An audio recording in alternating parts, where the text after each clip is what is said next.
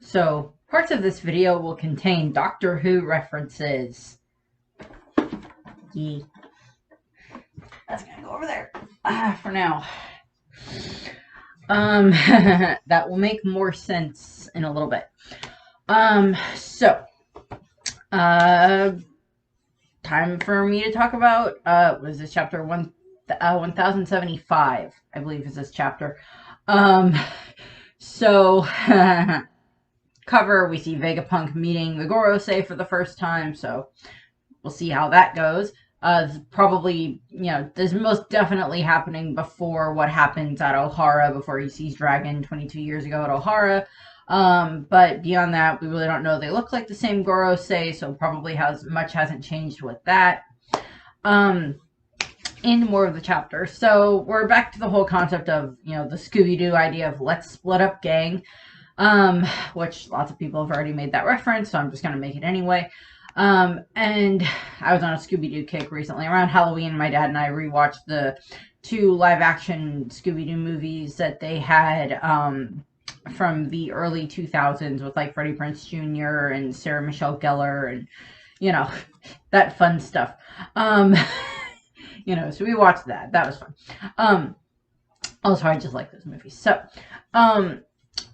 in this regard, I kind of broke down what happens for each team via that way, based on just, like, talking about each team as we go through. So, the first team that we're kind of given a little bit, or the first group that we're given, is Luffy, Zoro, and Shaka. So Luffy and Zoro are still sitting on the couch, just talking, and they get information that there's, like, explosions going off around the lab. Luffy goes to check with Shaka because he can't hear any of the others talking in the earpiece that was, like, in the headset thing that he got, and he's like, well, I didn't touch it, I didn't break it, so I don't know what's going on, I'm sorry.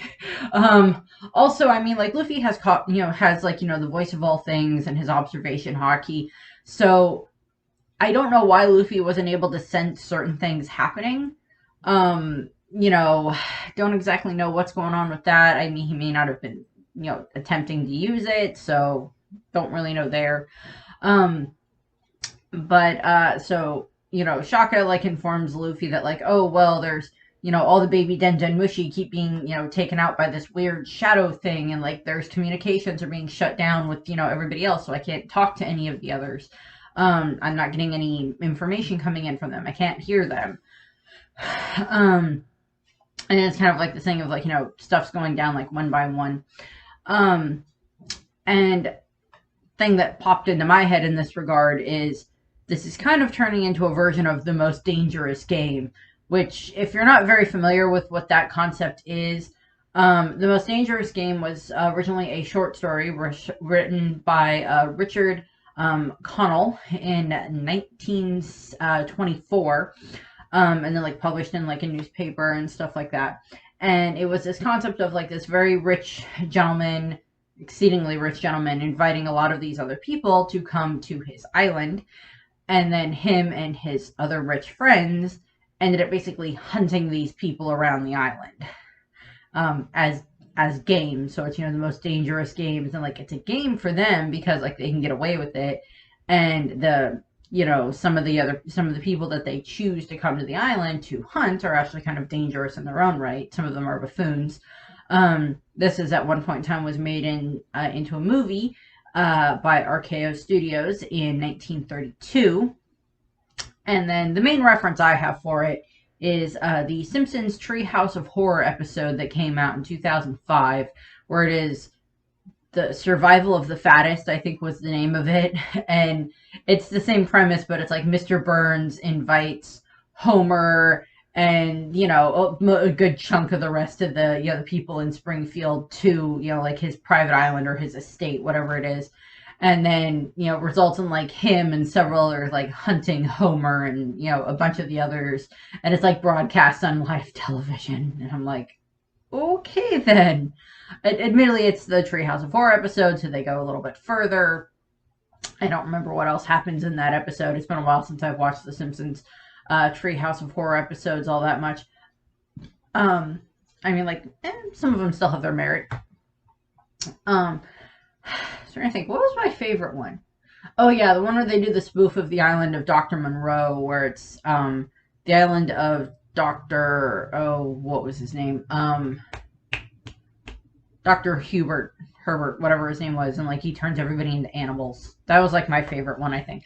But moving on, there's also a remake of The Most Dangerous Game that came out in 2022, so like last year or so. Have not seen it. None of the movies are really in my vein of something that I want to watch, but it kind of like that concept of like all of these different groups and like they don't know who's hunting them, they don't know who's causing all of this. I don't think it's Caribou. Um, we find out later that like the Seraphim are of course attacking, so they have to have been given an order by someone, and they're not being, the orders aren't being stopped by the satellites, so that it either came from either the Stella body himself giving these orders, or possibly someone pretending to be the Stella body, or it was given to, or the orders were given by the Gorosei, but they're not there. The St. J. Garcia Saturn. Hi, Rainy. St. J. Garcia Saturn, as far as we are aware, is not on the island yet. And even if he was, I don't think he would be able, unless we find out something very interesting about him in a devil fruit, or skills that he has. I don't think that he would be able to move around the island fast enough to like not be noticed, or to take out the snails without being noticed or something like that. I mean, like, Kizaru probably could, but again, his authority, even if he has an authority chip, isn't going to outweigh this, what the Vegapunks have. Because it's, the authority chip at the bottom, then Sentomaru. Hi, Rainy. You can up on the bed if you want. Or you can go lay down, or you can turn around in a circle and leave. That's acceptable too. You may go lay down in the bathroom. I don't know. But, it's like the authority chip at the bottom, and then Sentomaru, and then it's all the different satellite bodies for Vegapunk, and then it's the Stella body, and then it's the Gorosei at the top.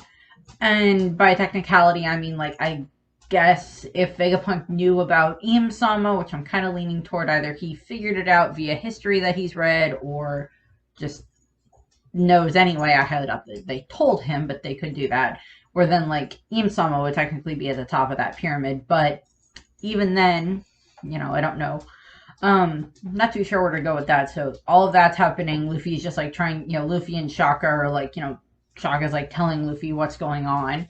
Our next team, we have Nami, Brook, and Edison. So they're roaming around, and of course Nami, because she's Nami, she finds what she referred to earlier as future treasure, which for her in this regard is a machine that makes man-made diamonds. So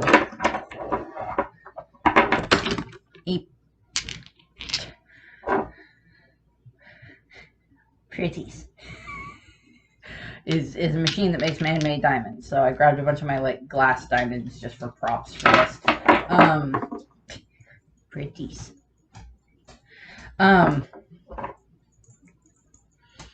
Okay, that's enough holding up. These are glass. These are definitely not real diamonds. Anything along those lines. Some of these used to hang from like a chandelier thing that my grandma had. And then I tore it apart because it broke anyway. Hi, Rainy. But of course it's Nami, it's treasure. Nami's like, mine, backpack on. These are coming with me. And Edison is just like, oh my god, woman. like they can explain that it's a man-made diamond pack and everything like that. And then of course me sitting there, I just go down a tangent with like other man-made diamonds. Like, well, I mean, like man-made diamonds are an actual thing. Like, I mean, like there are companies that can make / grow diamonds. I mean, like technically the way that you make a diamond is heat and pressure and technically time. And that's how most of the diamonds in the world have been formed. And then, in general, yes, they're a very hard material, but then, one of the reasons that they end up being so valuable is, of course, because, you can get them and you can, cut them down, into different shapes and different, styles and really good cuts and stuff like that, and like get really good clarity on them. And then that makes them worth even more. And that's where like I know it's like cut, clarity, color, carats. I don't remember if there was a fourth one or not. or fifth one or not, or whatever. And that I used to know that. I don't remember what it was, and I technically don't care. Yes, I'm born in April, and that's the diamonds are the birthstone of April. But I'm like, I prefer amethysts or sapphires. They're prettier in my opinion. Not that diamonds are bad, but still. Um, you are fine. I don't know why you keep whining. We're still kind of getting used to like new normal with him after the seizures, so we're not exactly sure in certain cases. He's a little more whiny than normal, but like he's been outside, he's been on a walk, he's got food, he's got water. He can lay down on the bed or whatever if he wants, or wherever he wants for the most part. So he's fine. But this also led me into, well, Superman can make man-made diamonds. Various points throughout the comics, usually just as like a gag, Superman has literally like picked up a piece of like coal, crushed it, and like in some cases used his heat vision, and then pop and made like a diamond. Just like, here, it's a diamond. Use it to pay for your store. And I'm like, that is a diamond that is the size of like, I don't know, whatever, like the size of a watch or something like that. And it's like, okay, yeah, no, that's gonna pay for more than just a store. I think there's also at some point in time where he like crushes, makes a diamond and like gives it to like Lois as like a present or something like that, or like uses that as like, okay, so I don't know if this is canon or not, but head canon is that like, because of course throughout the comics and throughout the comics and the movies and the TV shows and everything else, at various points in time, Superman and Lois have been married. And I'm fairly certain that, like, whatever wedding ring she would have, Superman made that damn diamond. And then, like, cut it himself or something like that in the, in his Fortress of Solitude. And stuff like that, because I'm sure that's something that he could do. But the other diamond that I wanted to bring up is called the Mountain of the Light Diamond from India, or the Kohinoor Diamond, or diamonds. And you may have heard of these before. They are part of the British crown jewels. So the history of the Kohinoor Diamond, or the Mountain of Light Diamond, whichever way you want to refer to it as, is it was this raw cut diamond, or very, very rough cut diamond, that had been passed down in various royal families over the ruling areas in parts of Asia for hundreds of years, possibly 1,000 years. I don't remember which. And eventually it ended up with whoever the ruler was of India. And because at the time of his rule, India ended up getting taken over by Britain, and this was during the reign of Queen Victoria, as a gift to her, somewhat, ooh, shiny, pretty, I want that, and wanting to keep the new queen happy, he gave her this, uncut diamond that was like bigger than like the size of like two of my fists or something like that. It was a really big diamond, and he gave that to her, and it was, carefully transported all the way to Britain. And then this diamond, over the course of several years and very specific jewelers, was eventually cut down into, I think it came down to about like 5 different jewels. Coincidence, I have 5 of these. Into like 5 different jewels, pieces of which are in different parts of the crown jewels. One of them, I think it's the Kohinoor 2, is actually part of one of the crowns that the Queen used to wear, that Queen Elizabeth used to wear, and that like Queen Victoria, I think, wore at some point in time. And it was, worn in a lot of the crowns of the Queen since then, like the Queen's crown, or Queen Mary's crown, I think was one of the ways that it was referred to as. And like other pieces of it, I think part of it is like, one piece of it is like in one of the scepters that she had, that is like wielded by the ruler, and another one is like in different necklaces. I think there's one that's a ring piece. I think there's ones that are like a bracelet, or that can be like worn in a tiara or something like that. And like the diamonds themselves are exceedingly beautifully cut, beautifully made. They're just like considered some of the most valuable pieces, like priceless pieces of jewelry. And yes, the people of India want them back, which I'm like, Okay, fair enough. Fair enough on that.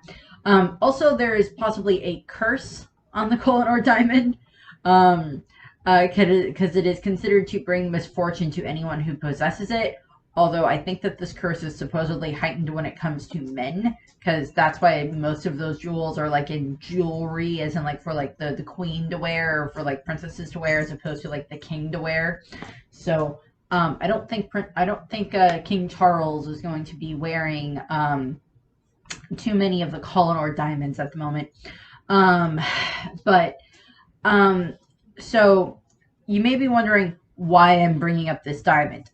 I will bring it up later again because I have like three options for what's going to happen with this. Either this diamond machine that Nami took with her is going to end up just like she's going to wear it on her back, and at some point either she's going to end up like getting it destroyed, like it'll get destroyed during one of the fights that'll happen, and then she'll be sad and she may just like grab a bunch of the diamonds and like try to shove them in like the little pouch that she has, or like make some like Brooke carry them or something like that.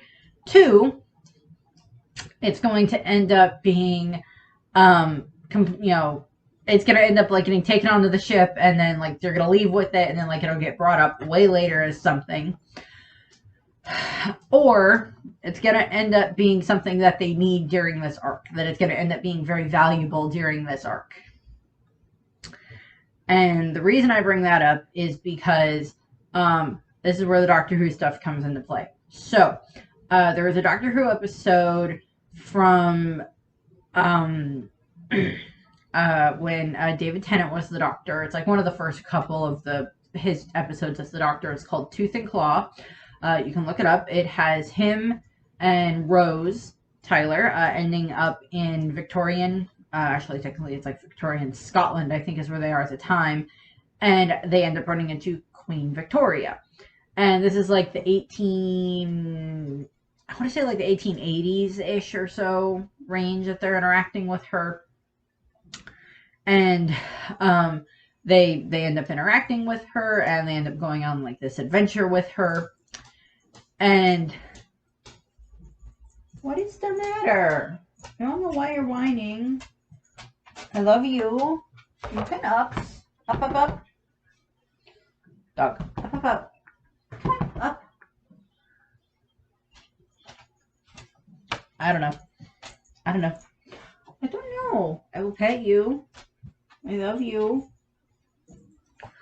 But you know, they interact with, you know, Queen Victoria, and then there's a werewolf. There's a werewolf that gets involved. That's like a weird alien werewolf type thing that is trying to like infect Queen Victoria, because it's a plan that they've had for a long time. That this like these evil ninja monks have had for a long time. It's like, we'll infect Queen Victoria with this werewolf virus. Okay. And at one point in time, the Doctor and Rose and Queen Victoria and one of the other people end up like stuck in this giant library that's within this really cool old, you know, Victorian style house, manor. And Queen Victoria pulls out the Kohinoor diamond. And it's like, you know, the Doctor explains it as, you know, that is worth like the entire wages of the world for like a week, is like what like one of the values of the diamond was. And for historical accuracy, I have no idea where the Kohinoor diamond would have been during like this time frame in regards to like what pieces it would have been cut into at this point in time. But Queen Victoria in the episode claims that her husband, her late husband, Prince Albert, had been obsessed with trying to get this diamond cut perfectly. I don't know why you keep whining at stuff. Tried to get this diamond cut perfectly, and like he was obsessed with, not like obsessed with it, but it was like a fixation of his, she said. And, you know, she was going to have it finished, and that's why she was traveling. And then now they're trapped, and like the Doctor is looking at this diamond, and then they end up, you know, they're trapped in this library. And this results in one of my favorite quotes from Doctor Who ever, which is like, "You want weapons? We're in a library. Books, the best weapons in the world.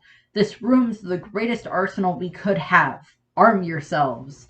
And, you know, it's like they figure out a way to like defeat the werewolf, and there's like a light telescope thing involved, and like the diamond ends up being required to like stop the werewolf because logic. And I'd watch the episode. It's fun. It's really entertaining. Fact I did not know about the episode. Its original air date was April 22nd, which is my birthday.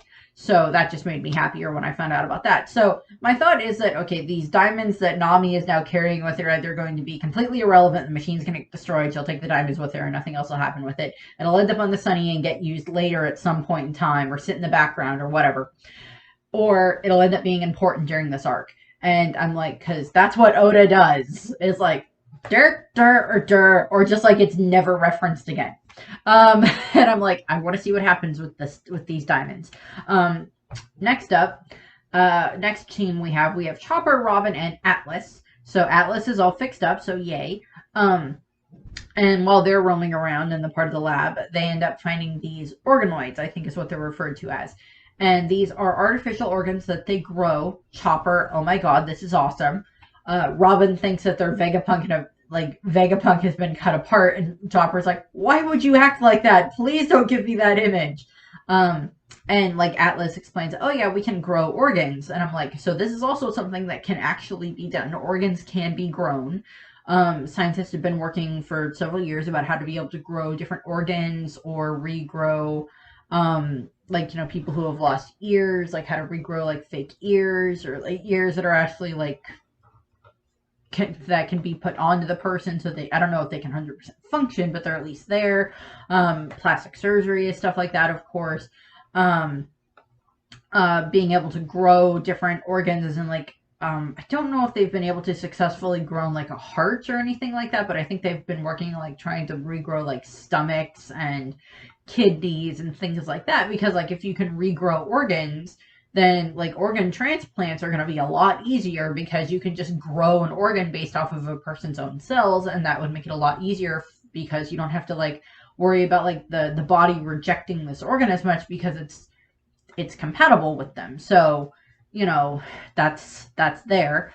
Not too much else there. We don't really see anything else with Chopper, Robin, or Atlas in this regard. Next group, we have Sanji, Jinbei, and Stussy. Oh, Lord Sanji. So Sanji, of course, recognizes Stussy from the Tea Party. And my answer to this is, of course he recognizes her. She's a pretty woman who is literally dubbed the Queen of the Pleasure District. So of course he knows exactly who she is in this regard. Also, did Sanji see her turn into the vampire, demoness lady? Did he see her turn into that when she attacked Kaku and Lucci? Was he there for that part of that? How much of that did he see? Because Sanji is a dead man at this point in time. Sanji is like on borrowed time at this point in time with like Stussy around. He's like hanging on her like every word type of thing, and he's like, please call me the translation I read was like, please call me a dog or something like that, which Stussy, because she is also this clone of like Miss Buckingham Stussy, Buckingham Palace leads of course into Queen Elizabeth, and of course Queen Elizabeth had corgis. Props over there. Had corgis, of course. She'd been breeding corgis ever since she was like, I think, a teenager or something like that, and she's always had corgis. And I think her sister did as well. Her sister Margaret did as well. And it was just that I think that's a roundabout reference to that. Also, I did want to point out that Stussy and Miss Bokkeen, at some point in time, we'll probably get like a full flashback where we see Miss Bokkeen young as like, looking pretty much exactly like Stussy, maybe slightly different hair color or something like that, depending on stuff. But we'll see that at some point, I'm assuming.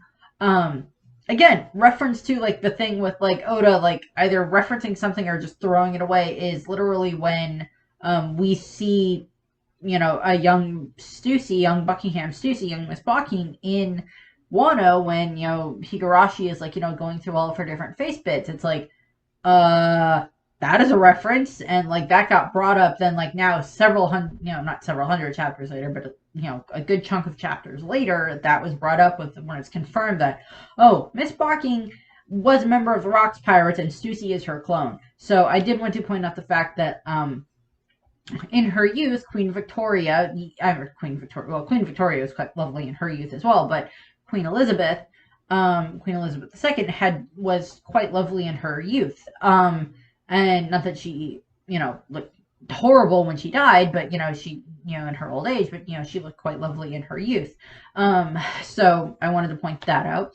Also, Stussy seems to know her way around the lab a fair amount, which, again, depending on how long Egghead has been around, it would make sense for her to at least have been there a couple of times. Also, Lucci and Kaku stated that she'd been to the island before. It's just been a while. So there's that. We really don't see anything else with them. The main two groups that end up having a huge amount of stuff happen to them in this chapter is this next group that has Usopp, Frankie, Lilith, and York. And we still have not gotten any panty jokes from Brook, so I'm waiting until we start getting those, because Stussy, Robin, and Nami are all wandering around, and York at this point in time, are all wandering around wearing no pants. So, waiting for the panty jokes from Brook. I'm surprised we haven't gotten those yet. Lilith, Usopp, Frankie, Lilith, and York. First off, Lilith has like her bubble gun, which is, I'm sure that gun can produce the same types of bubbles that we saw the Kuma Mark IIIs, the Pacifista Mark IIIs wielding in the previous chapter. I'm sure it can make those same types of bubbles. Also, Usopp's just like very interested in that, which I'm like, well, yeah, that does qualify as something Usopp I would say would be pretty interested in, because it kind of falls under his realm of gadgety stuff. And then they find Pythagoras. Well, they find the majority of his body, and they see the result of the explosion. And then they find Pythagoras' head just like bouncing around and like trying to come up to them and tries to warn them. He seems to have seen something, but before he can fully get out what happens, York sees S-Snake. And for the love of God, do not go near the small, cute child that is unnerving and doesn't really blink. Don't go near them. Have you watched none of the horror movies, York? Have you just like slept through all of them after you gorged yourself on all of the movie treats? Clearly that's what happened here, because York just like goes over to the Seraphim. Admittedly, as far as York is aware, the Seraphim are supposed to obey her. And goes over to the Seraphim and gets turned into stone. So yeah, that's fun. That's fun. And what we end up, York gets turned to stone, and then the Seraphim, S-Snake ends up attacking, the other group, Usopp and Frankie and stuff. And, Frankie saves Lilith from falling, and Lilith explains it was like, we designed them to be the strongest creatures around and stuff like that in regards to the Seraphim. And I'm like, well, yes, that tracks with what we've seen so far. Warlord blood, Seraphim blood, Pacifista stuff, green blood, so they have devil fruit power. So I'm just like, yeah, no, that makes perfect sense if that's what they're designed to be. That makes sense. And so they get attacked. And, she's like, and I don't remember, it's either Lilith or Shaka that points out the fact that like they have like Edison's head with them, or not Edison's head, Pythagoras' head with them, because he can detach that from his body, which I think we saw in an earlier chapter, his head like pop out of his body and then go back in. I think it's one of those satellites that points out the fact that it's just like, well, S-Snake did not obey them when they tried to give them an order. So it's just like, okay, well, something's wrong here, because we saw in the previous chapters that like they obeyed the satellites once they got the message out or whatever. But it's just like, okay, something's going on here. And they pointed to the fact that it was like, well, beyond us as the satellites, the only ones on the island that we're aware of that should be able to supersede our orders is the Stella body, is Vegapunk himself. So I don't know if that means that like Vegapunk himself is doing this, or if it's someone disguised as Vegapunk trying to do this. I mean, as far as we're aware, Mr. 2 is still in Impel Down, and even if he wasn't, I have no idea how he would have gotten to Egghead Island to begin with. Katarina Devon is a possibility, but I don't quite see, her being able to get on the island necessarily. Also, the last time we saw her, she was on Amazon Lily, but of course, they might be trying to get S-Snake, so that's the thing there. And we don't know who's taking out the different Dendenmushi. Although, I will point out that we see S-Snake here. We see S-Hawk and S-Bear in a moment. But we don't see S-Shark. So we don't see the Jinbei clone. And so there's the question of, okay, where is that one? Is it going around and taking out, because like using the Swim Sim fruit, like taking out all of the different Dendenmushi? Or what? So that's a possibility there for where it is, because we don't see it in this chapter.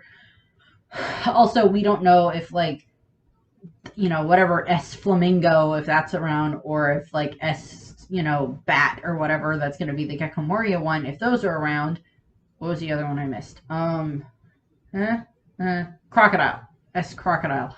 We don't know where any of them are, so that's a possibility. It's like they may still be asleep. They may get woken up. We don't know. But as far as we're aware, the Gorosei, Saint J. Garcia Saturn has not, arrived on the island yet. Did not look like they were at the island yet, so don't know exactly what's going on with that. So that'll be brought up later.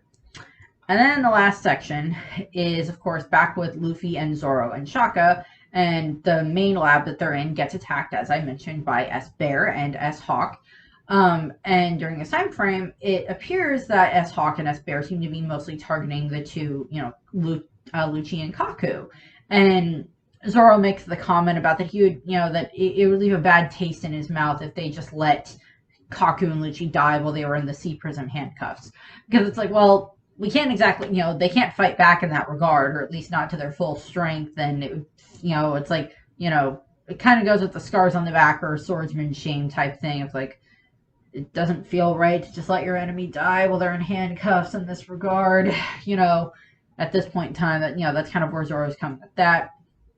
And during this attack, Lucci and Kaku wake up and they offer basically like a truce, with, Zoro and Luffy if they remove the handcuffs, that like they'll help take care of the Seraphim, because at this point in time it appears that the Seraphim are trying to kill, the CP, the CP agents, Zero agents as well.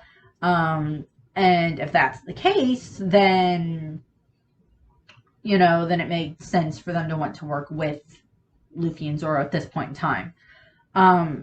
And I'm like, okay. And like, then we get the look of like both Luffy and Zoro give these looks that are very, very, very reminiscent of Whitebeard and Odin's. Like, those looks that we get. I love those looks for Whitebeard and Odin, and like Luffy and Zoro doing the same thing, or just like it's the right thing, but I really don't want to do it. Look, which I just find hilarious. So there are a couple of options that come out of this for what could happen in regards to Lucci and Kaku possibly working with Luffy and Zoro, which, I mean, that's a team up I wouldn't mind seeing. I mean, like, we've seen Zoro and Luffy fight together multiple times. We've seen Kaku and Lucci kind of work together as well. So we know that, like, those two separately work as teams. We've seen Luffy fight Lucci, and we've seen Zoro fight Kaku, again, very recently as well. But it would be a very interesting thing to see these two groups, these two pairs have to work together. Also, Shaka's just off to the side. Like, there was explosions and Luffy had to, like, pull Shaka out of the way and whatever. So, like, yeah, communications are very much down at this point in time. So I kind of went into the enemy of my enemy is my friend is kind of what they're getting at here. And I was like, well, what are some various points in time in history where, like, enemies have worked together to, like, defeat, a common enemy? And I'm like, well, I mean, there's where the Spartans and the Athenians in ancient Greece fought against the Persians, where they worked together to fight against the Persians. And those two city-states had been at each other's throats for hundreds of years at that point in time, just because of their differences. Also, Athens' god Athena, and of course the Spartan deity Ares at that point in time. Those are like two opposing gods of war. So there's, those opposing things there. But like them eventually, working together to take care of, to defeat the Persians and stuff like that, which is where I think the Battle of the 300 with Leonidas comes into play. And then a more recent one, a little bit, later on in history, we have the American Revolution, because the French actually helped the Americans during the American Revolution. And the reason I bring this up is because several years previously there had been I think they're referred to as the French and Indian Wars, where it was like the French and the Native Americans at the time. This is this is when they're still the colonies, when America is still the colonies, fought against the colonies. And like as like the British forces and stuff like that, which parts of those battles were led by George Washington. And then after they had defeated the French and like took more of their land, and then of course, then everything happens with the American Revolution, and France ends up like betting its money on the Americans, on the new, the 13 new colonies, and puts their money behind them. So there's like that roundabout thing of like now they're working together to fight against the British. I think also the Germans get involved as well and like fight alongside the new American revolutionaries as well, if I'm remembering my American history correct. And then a much more recent one is during World War II, where the US, the UK, and the USSR, so Russia, worked together against the Germans' forces, the Axis powers, to avoid using certain words, worked against them. And there's this famous conference that happened where Joseph Stalin and, Franklin Roosevelt and Winston Churchill all got together and like had this big, kind of like heads of state meeting together and stuff like that. And they would have had this, this big meeting that happened, I believe it happened somewhere in the Middle East, but I cannot remember exactly which country it happened in, because it was like territory that was like used, under the control, I think, of Russia at that point in time in that area. And of course, those three working together, those three, the Allied powers, as they were called, of course, working together, of course, ended up being able to defeat the Axis powers and such, and, things that happened there. So that was a much more recent one. And then, because I could, I'm going to throw in one last reference here before I get to the options of what will happen with Lucci, Kaku, Luffy, and Zoro. Is I wanted to bring up John Tucker Must Die, which is a movie from 2006, that is basically this very popular guy at school is dating like three of the most popular girls in school, but he's not open about it because he's claiming that like, oh, my dad wants me to focus on my studies, so none of the girls actually openly have their relationship with him, and they don't know that the others are dating him, because he's actually just like, I'm just dating all of you at the same time, and none of you know about it, so I get to deal with it. And then, of course, all of them find out, and then because this new girl, like, tells them, hey, he's dating all of you, and he's playing all of you, and then it's like all three of these girls end up working together to turn the fourth girl, that's like the new girl, into, like, John Tucker's dream girl, because they want to completely destroy his reputation. And so it's like these three girls that would not get along in any other circumstances work together in this regard, and then they find out that they actually have a lot in common, and then like, stuff happens. I've seen the movie. I somewhat enjoyed it. It was okay. It was, fun little different variation of like, the teen romance comedy that they do. But like, I wanted to point that out as well, because it is enemies working together against, as allies against a common enemy. And so, like, the options are basically what will happen with, like, Luffy, Zoro, Lucci, and Kaku is going to turn into probably a short-lived truce that'll last for, I don't know, however long it takes for them to defeat the Seraphim and find out who's the one that sent the Seraphim against them. And then it'll end up probably devolving into, like, okay, now we have to fight each other again because reasons. Now we're on opposite sides again.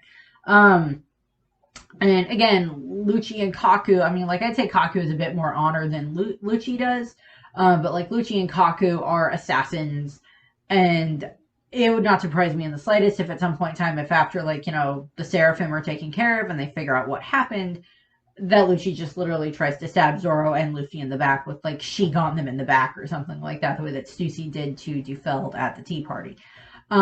So I don't know exactly what will happen with that. That's kind of what I'm thinking is going to happen, but also, you know, find out what Stussy's answer is to this about whether or not they can trust them. Also, if we do find out that it is the Stella body that's, like, sending the Seraphim after them, because even if he just wants, like, more test data against stuff, it's just like, this is not the time for that, dude. This is not the time for test data. And I don't see him being the one to send them after, you know, have the Stella body be the one to send, you know, the Seraphim after everybody, because that is counterproductive to getting him off the island. But, and, you know, as it seems, Stussy's loyalty seems to lean toward Vegapunk at this point in time. That could change, but that seems to be where her loyalty lies at the moment. In regards to everything that we've seen so far. So, I'm leaning toward hopefully that ends up going okay and she ends up staying an ally for a while. But again, we'll see how that goes, and it depends on how many of the York's been turned to stone, so she's kind of out of commission at the moment, unless, you know, they get control of S Snake again, and then she turns her back from stone. So we'll have to see how that goes. I would assume they don't want the Stella bodies destroyed, just incapacitated at the moment, so, like, turning them to stone and then, like, keeping them in, like, a safe place would be a wise decision. We saw nothing of Bonnie in this chapter, so we have no idea what's going on with that. She's probably back in the Kuma memory world, and hopefully we'll get some more of that soon and get a little bit more of those flashbacks in that regard. So that's what we have for this one. I actually have not watched any other reviews before I did this, but I usually try not to watch too many of them just to make sure that it's my own ideas going into this. So, yeah, I got to talk about Doctor Who, so I was happy. You know. So, yeah, we'll see what those diamonds end up doing. If they end up being a useful thing, I mean, like, I'm not putting money down on it or anything like that, but, like, if they did end up becoming useful, it's just like, I called it. But we'll see. So that's what I have. I thank you for watching. I hope you have a nice rest of your day. I think Rainy jumped up on my mom's bed, so hopefully he's calmed down a little bit. So, bye.